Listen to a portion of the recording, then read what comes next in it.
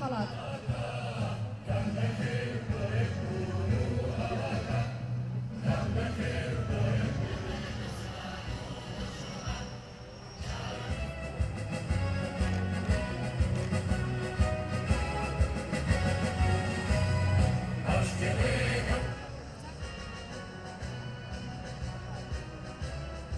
زۆر سپاس بۆ خوددا من ناوم کۆسار زیاد ڕەشادە توانیم پلەی سێم لە ئەنجامەکانی پۆلی 12 زانستی لەسەر ئاستی هەرێمی کوردستان بەدەست بێنم.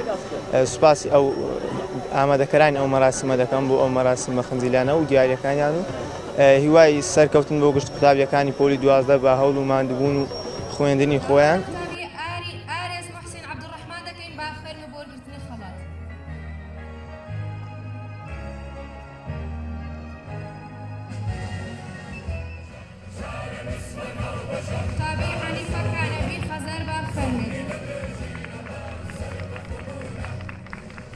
قوتابی سارەخە محەممەد دەچووی دووەمی بە شوێژەیی لەسەر ئاستی هەرێمی کوردستان لە پارێزگای هەولێرش یەکەم بوو. زۆر سپاس بۆ خوای گەورە، سپاس بۆ خانەوادەکەم، سپاس بۆ هەموو مامۆستایەکانم، هەروەها زۆر سپاس بۆ هەردوو ئامادەی پارامۆنتی حکومی و پەیمانگای نۆبڵی تایبەت بۆ ئەو ڕێزلێنانە بۆ ئەو خەڵاتکردنا. سپاس بۆ بەڕێوەبەری پەروەردەی گشتی، سپاس بۆ ئێوەش.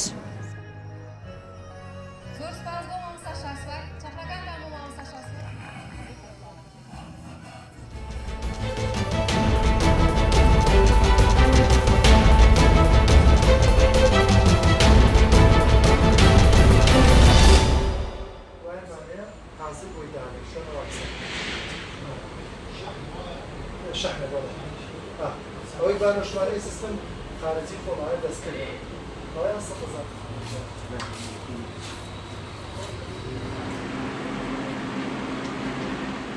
لە 2004 ئەم پیشەی باوکم بووە، پاشان توانیم کەوا ئەم پیشەیە وەربگرم. بیدایەت کە با بڵێن دەستم کرد بەم ئیشەیە لە موسەجەلی سوپەرەوە دەستم پێی کرد، با بڵێن کەوا هین ساڵ هەشتاکانە ئەوە هەبوو. پاشان تا 2006-2007 ڕێگا کرایەوە لە سین کەوا بتوانین ئەشیا هاوردە بکەین بۆ کەرکووک. ئەوە شایانەی کە ئێمە هێنامان بیدایەت موسەجەلی سینی دەستی پێی کرد بۆ 2010 بووە شاشە.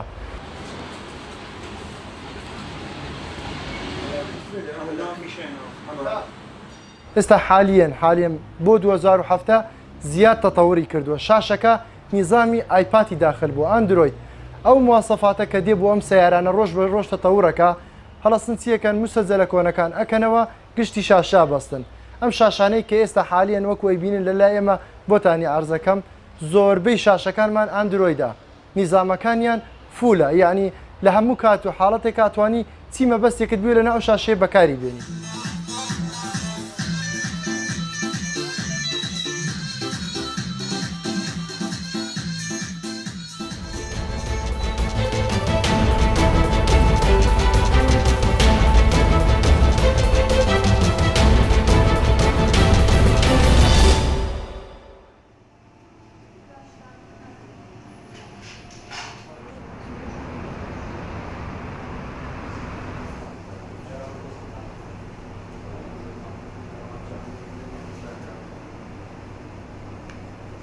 سەپلیمنت بڵێن تاوکەری خۆراکی ئێستا لە مەجای ڕاضەیە بۆتە شتێکی باو، بەڵام ئەوەیە پێویستە کەسانەی ئارەزویان هەیە بەکاری بێنن بچن بۆ شوێنێکی باش و ڕێگە پێدراو.